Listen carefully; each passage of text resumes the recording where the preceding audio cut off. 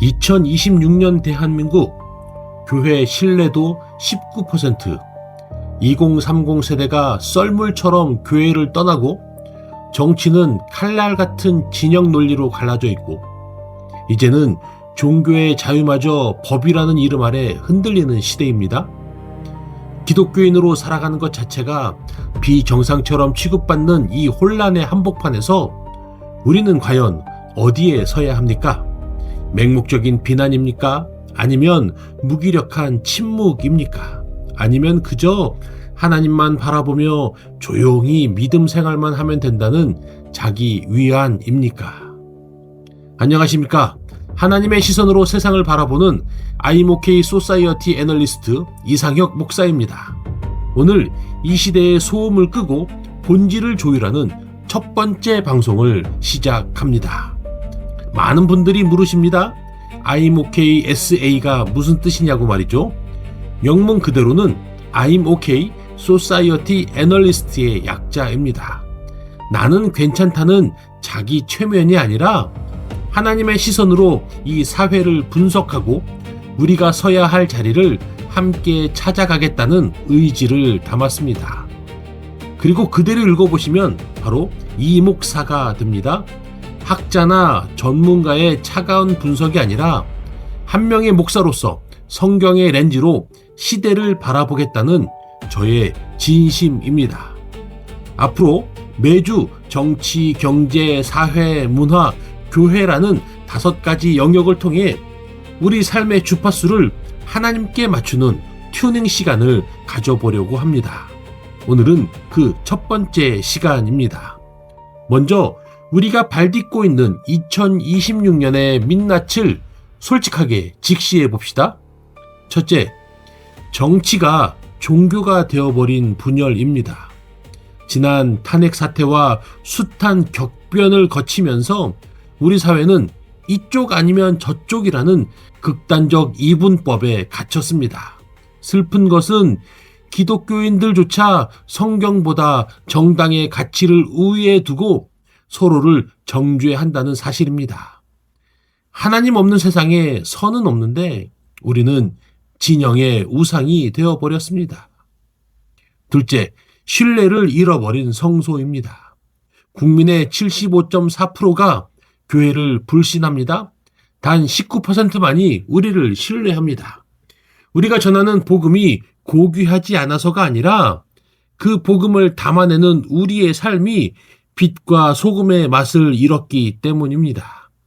세상이 우리를 신뢰하지 않는 것은 우리가 세상을 신뢰할 만한 존재가 되지 못했기 때문입니다. 셋째, 청년들의 대탈출입니다. 2030 세대에게 교회는 안식처가 아닌 위선의 전당이 되어버렸습니다. 현실과 동떨어진 설교, 변하지 않는 기득권의 모습, 그리고 변하지 않는 언어에 실망한 그들은 지금도 조용히 문을 나서고 있습니다. 그들이 떠나는 이유는 복음이 약해서가 아니라 복음을 살아내는 우리가 약했기 때문입니다. 넷째, 종교 자유의 실질적 위기입니다. 최근 논란이 된 교회 해산법 같은 법안들은 단순히 행정적 문제가 아닙니다.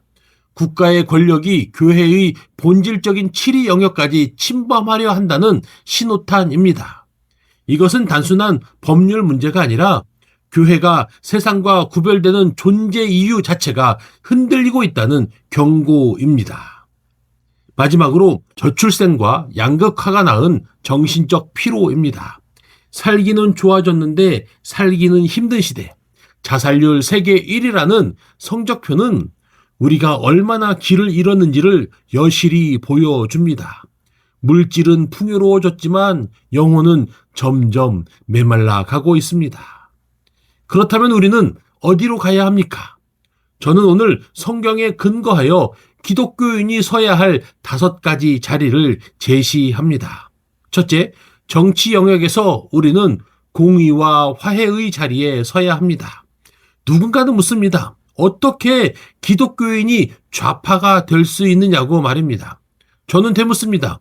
어떻게 기독교인이 우파가 될 수 있느냐고 말입니다.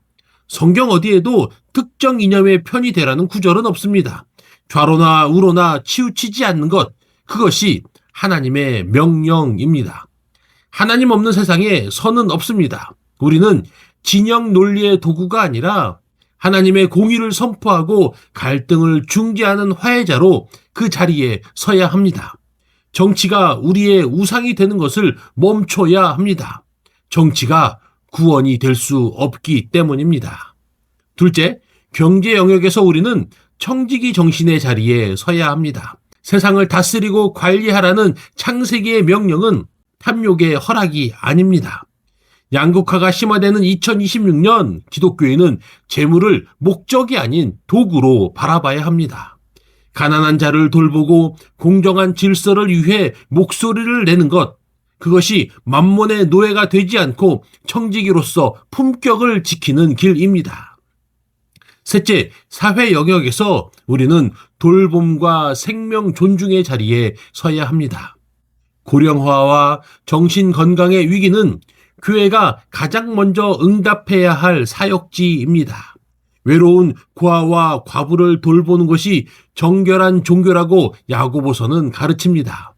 교회가 먼저 생명 공동체, 돌봄 공동체가 되어 이 사회의 아픈 구석구석을 하나님의 눈으로 바라봐야 합니다. 우리가 돌보지 않으면 누가 돌보겠습니까? 넷째, 문화 영역에서 우리는 분별과 기쁨의 자리에 서야 합니다. 우리는 그동안 적그리스도 찾기에 너무나 많은 에너지를 썼습니다. 무엇이 우상인지 밝혀내는 것도 중요하지만 더 본질적인 것은 하나님이 이 문화 속에서 무엇을 기뻐하실까를 찾아내는 것입니다. 대중문화의 화려함 속에 숨겨진 하나님의 흔적을 발견하고 그것을 복음의 언어로 변혁시키는 조율사가 되어야 합니다. 무조건적인 거부나 수용이 아닌 거룩한 분별의 자리에 서시기 바랍니다. 하나님은 이 문화 속에서도 일하고 계십니다. 다섯째, 교회 영역에서 우리는 본질 회복의 자리에 서야 합니다. 소금이 맛을 잃으면 사람들에게 밟힐 뿐입니다. 건물의 크기와 숫자의 화려함에 눈이 멀어 말씀과 기도의 본질을 놓치지는 않았습니까? 우리가 먼저 회개하고 본질로 돌아갈 때 비로소 세상은 19%의 신뢰를 넘어 교회를 다시 주목하게 될 것입니다. 교회는 프로그램이 아니라 사람입니다.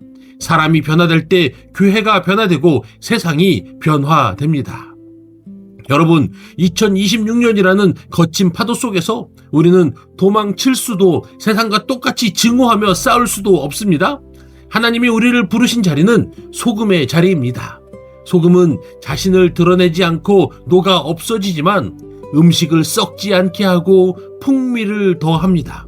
빛 또한 자신을 뽐내지 않지만 어둠을 물리칩니다. 이것이 바로 예수 그리스도가 사신 삶이며 우리가 도달해야 할 일체의 비결입니다. 오늘 방송을 마치며 세 가지를 제안하려고 합니다. 하나, 이념의 뉴스를 끄고 말씀대로 시대를 바라보십시오.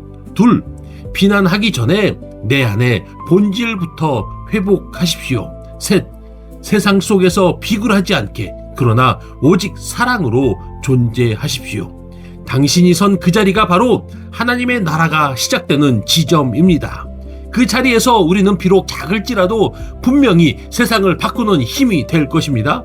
다음 주 I'm OK 소사이어티 두 번째 영상에서는 많은 분들이 아파하시는 주제, 한국교회 신뢰도 19%, 왜 이렇게 되었을까를 통해 우리가 직면한 7가지 현실적인 문제를 정면으로 다뤄보겠습니다.